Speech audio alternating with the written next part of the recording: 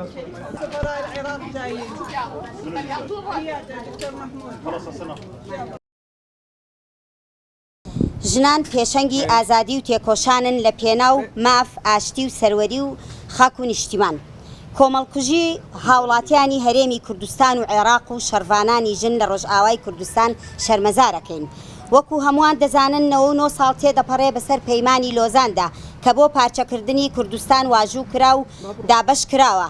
ئەو پەیمانە بەرەو کۆتایی دەچێ کە 1 ساڵی ماوە کۆتایی پێبێ. جا ئێستا دیزاینێکی نوێدا دەنرێ بۆ ڕۆژهەڵاتی ناوەڕاست و ناوچەکە. هەر دەوڵەتێک ئەیەوێت خۆی پسەپێنێ لە ناوچەکەدا، چی ئەمریکا، رووسیا، ئێران بێت، بە تایبەتی دەوڵەتی تورک کە ئەیەوێت داگیرکاری گشتی بکات، بە تایبەتی لە کوردستان و لە هەرێمی کوردستان و ڕۆژاوای کوردستانەوە دەست پێ دەکا. چونکە ئەم دوو پارچەی کوردستان تا ئاستێ خۆبەڕێوەبەری کوردی لێ مسۆگەر دەبێت و ئێستا کورد دەیەوێت خۆی بەڕێوە بەرێت، بە تایبەت لە ڕۆژاوای کوردستان کە ئێستا خۆبەڕێوەبەریەک هەیە، هەموو پێکهاتەکان جێگای هەیە بە عەرەب و کورد و ئاشووری و ئاینە جیاوازەکان لەسەر هزری نەتەوەی دیموکراتیک پێک هاتووە بەڕێوە دەچێت کە ئەوەش مۆدێلێکی نوێی دیموکراتیە کە بۆ هەموو ناوچەکە پێویستە. دەوڵەتی تورک کە نایەنەوێت کورد نینۆکی هەبێ سەری خۆی بخوێنێ، هەمیشە هەوڵی داوە دەستکەوتی کوردان لەبار بەرێت، کورد قڕبکە بیان توێنێتەوە، جیاوازی ناکە ئەو کوردە لە چ بەشێکی کوردستانە. لەو کاتەوەی لە مەنگۆلیاوە هاتوون خاکی کوردستانیان داگیر کردووە، تا ڕۆژی ئەمڕۆ هەمیشە کۆمەڵکوژیان لەسەر کورد و کردووە، لەسەر کورد کردووە، دژی بچووکترین ماف بوون بۆ گەلی کورد لەسەر خاکی کورد. کۆمەڵکوژی خۆیان بنیاد ناوە. لە سەردەمی دەوڵەتی عوسمانیەوە بە هەمان شێوە نەک کوردستانیان بە تەنها بگرە، ڕۆژهەڵاتی کوردستان و ناوچەکانی تریش بەگشتی ئێستش ئەوێت ئەو خەونی عوسمانی دووبارە بکاتەوە، لەبەر ئەوەیە بە هەر چوارپەردا دەستدرێژی دەکات.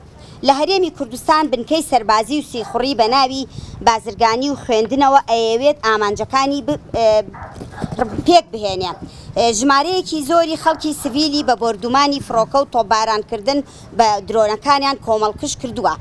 لە تازەترین کۆمەڵکوژیدا لە زاخۆ بوو کە شوێنێکی گەشتیاریان کردە ئامانج و ژمارەیە گەشتیاری عەرەبی عێراقی بوونە قوربانی. بەردەوام لە ناوەڕاستی شار و هەرێمەکانی باشووری کوردستان هێرشی کردووە و کۆمەڵکوژی ئەنجام داوە. لە ڕۆژاوای کوردستانیش بە هەمان شێوە ژنانی تێکۆشەر و خەڵکی سڤیل دەکاتە ئامانج و خۆی ئامادە کردووە بۆ هێرشێکی فراوان و داگیرکاری.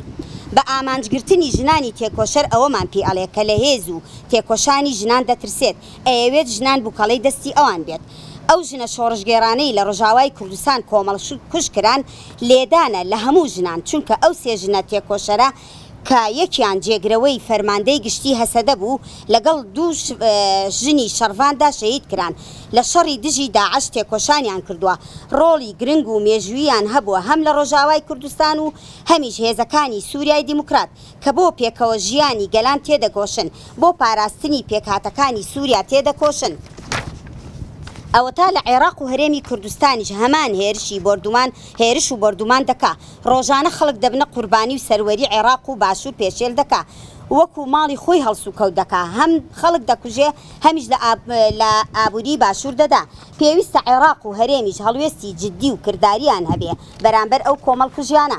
پێویستە هەموو چین و توێژەکانی باشووری کوردستان و خەڵکی عێراق هەڵوێستیان هەبێ. پێویستە وڵاتانی بەناو دیموکرات و مافی مرۆڤ بێدەنگ نەبن لە ئاست ئەو دەستدرێژیانەی دەوڵەتی تورک، چونکە ئامانجیان داگیرکاریە. ئەبێت ئێمەی ژنان هەمیشە قوربانی سەرەکین بێدەنگ نەبین، چونکە لە هەر کوێ ژنان بکرێنە ئامانج ئەوە هێرشە بۆ سەر تەواوی ژنان.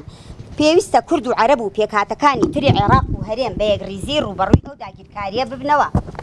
بژی تێکۆشانی ژنانی شۆڕژگەر، بژی ژنانی پێشەنگ و ئازادی خواست، نەمری بۆ هەموو ژنانی گیان بەخت کردو، گیانی هەموو شەهیدانی هێرشەکانی دەوڵەتی تورک شاد بێ، شەرمەزاری بۆ داگیرکەران و ئەوانەشی کە بێدەنگن لە ئاست کۆمەڵکوژیەکان، کەمپینی یەکڕیزی ژنان، دژی توندوتیژی و داگیرکاری.